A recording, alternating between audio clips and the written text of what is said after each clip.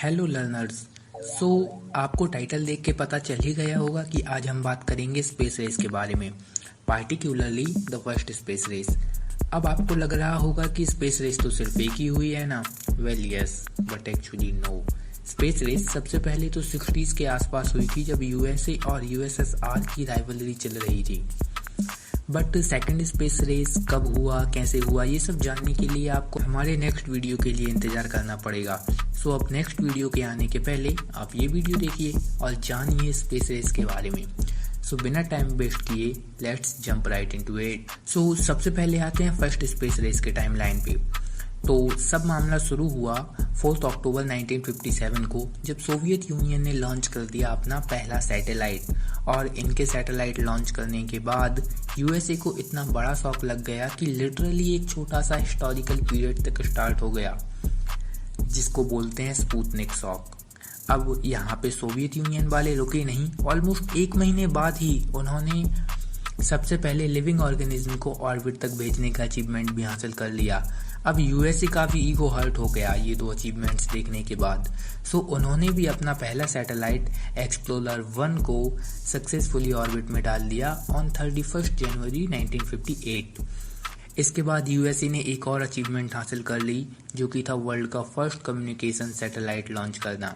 और उस communication satellite में था एक pre recorded Christmas message. US president Dwight D Eisenhower, so pretty cool. But अभी भी ये सोवियत यूनियन के आसपास नहीं पहुंचे। इसके बाद सोवियत यूनियन का लूना 1 था इस रेस में नया घोड़ा, जिसका डेस्टिनेशन था मून। बट उस व्हीकल में ज़्यादा स्पीड होने के कारण वो मून के ऑर्बिट को एस्केप करके सन को ऑर्बिट करने लग जाता है। सो फर्स्ट कॉस्मिक रॉकेट का अचीवमेंट भी गया सोवियत्स के पास। सो राइट नाउ हम पहुंच चुके हैं 1955 से 1959 में। अब यूएस 2 अगस्त 1959 को दुनिया का पहला वेदर सैटेलाइट लॉन्च करता है और अर्थ के स्पेस से खींचे हुए पिक्स अपने नाम कर लेता है। और इसके बाद 12 सितंबर 1959 यूएसएसआर डायरेक्ट मून पे पहुंच जाते हैं विद देयर लूना 2 स्पेसक्राफ्ट। और USSR becomes the first nation to reach the surface of moon. और फिर जस्ट कुछ दिन बाद यूएसएसआर लॉन्च कर देता है लूना 3 को, और इनका गोल यानी किसी ऑब्जेक्ट को मून के ऑर्बिट में डालना और मून के फार साइड का फोटो खींचना पूरा हो जाता है। और फिर ऑलमोस्ट एक साल बाद यूएसएसआर अपने स्पुतनिक 5 स्पेसक्राफ्ट में कुछ एनिमल्स और प्लांट्स को भेजता है और उन्हें सेफली वापस भी लाता है टू अर्थ। और इसके कुछ महीने बाद यूएस एक चिंपांजी नेम्ड हैम को स्पेस में भेजता है। सो स्पुतनिक से लेके इस पॉइंट तक जो सब हो रहा था ये सब तो बस ट्रेलर था, पिक्चर तो अब आएगी। सो अब 12 अप्रैल 1961 यानी स्पेस रेस के शुरू होने के ऑलमोस्ट 3 साल बाद यूएसएसआर लॉन्च कर देता है फर्स्ट मैन इनटू स्पेस। इस जीत के बाद तो मानो यूएसए 5 स्टेजेस ऑफ ग्रीफ में चला गया। सबसे पहले आता है डिनायल। सो यूएसए प्रोसेस ही नहीं कर पा रहा था कि क्या हो गया बे। फिर दूसरा स्टेज आता है एंगर। यूएसए का ईगो हर्ट हो गया भाई, अब गुस्सा आना तो लाजमी है। इसके बाद आता है तीसरा स्टेज कोपिंग। सो सब प्रोसेस होने के बाद यूएसए अपने लॉस से कोप करता है। और उसके बाद आता है fourth stage of grief, that is depression. Yup, इस स्टेज में यूएसए के कांग्रेस में हर तरफ से क्योस ही बचा था। और यहाँ पे कांग्रेस कोई पार्टी नहीं है, ये यूएसए का राज्यसभा है समझ लो। अब डिप्रेशन के बाद आता है fifth stage of grief, that is acceptance.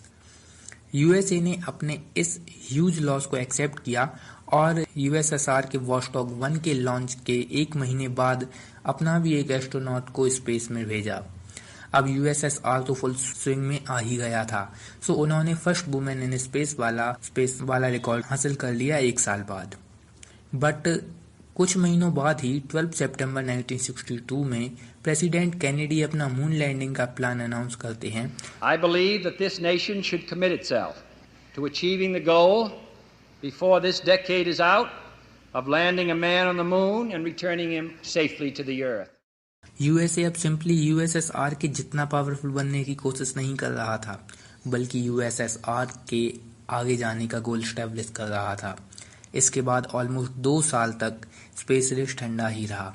फिर 18 मार्च 1965 में सोवियत कॉस्मोनॉट अलेक्सी लियोनोव अपने स्पेसक्राफ्ट से निकल के ह्यूमैनिटी का पहला स्पेस वॉक करते हैं और इसके बाद यूएसए का मैरिनर 4 बनता है first spacecraft to successfully reach Mars. और ये मत समझना कि ये फर्स्ट ट्राई में हो गया, बहुत कोशिशों के बाद यहाँ तक पहुँचा यूएसए। सो क्लियरली यूएसएसआर अभी भी आगे है, बट ये मत भूलिए कि इस टाइम के आसपास बैकग्राउंड में यूएसए बड़े बड़े क्रूड मिशन प्लान कर रहा था जिससे कि वो लोग इंसानों को मून तक भेज पाएं। इसके बाद हम जंप करते हैं 1967 में। ये साल दोनों यूएसए और यूएसएसआर के लिए बहुत ही डेडली साबित हुआ।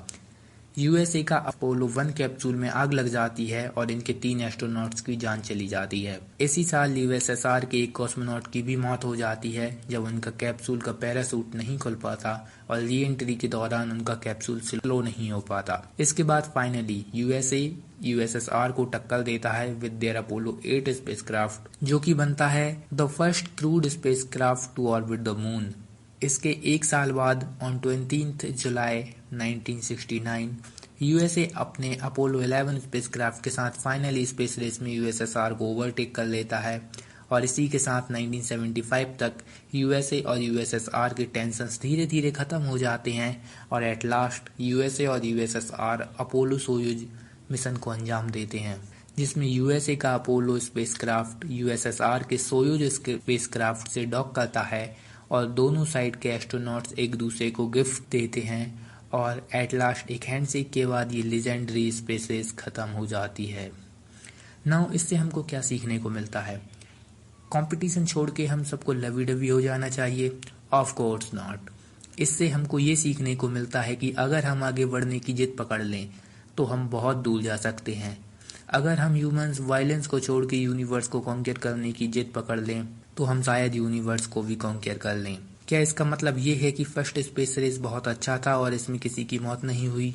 ऑफ कोर्स हुई। एक्सपेरिमेंटेशंस के दौरान दोनों साइड से कैजुअलिटीज हुई, बट उसको छोड़ के भी कोल्ड वॉर के दौरान बहुत और कैजुअलिटीज भी हुई। प्रॉक्सी वॉर्स जैसे कि Korean war, Vietnam war etcetera में कई लोगों की जान गई। इसलिए जो लोग सोचते हैं कि स्पेस रेस की वजह से वर्ल्ड वॉर 3 नहीं हुई, वो कृपया अपने दिमाग में ये चीज बैठा लें। एक असली स्पेस रेस जिसका कोई रियल वर्ल्ड फायदा हो सके उसको बिना वायलेंस के होना चाहिए, बट कोल्ड वॉर के दौरान हमें वायलेंस देखने को मिली, इसलिए ये एक असली स्पेस रेस थी। बोलना कुछ हद तक गलत है। सो क्या इंसानों ने ये सब लेसन सीखा और उन्हें अप्लाई किया?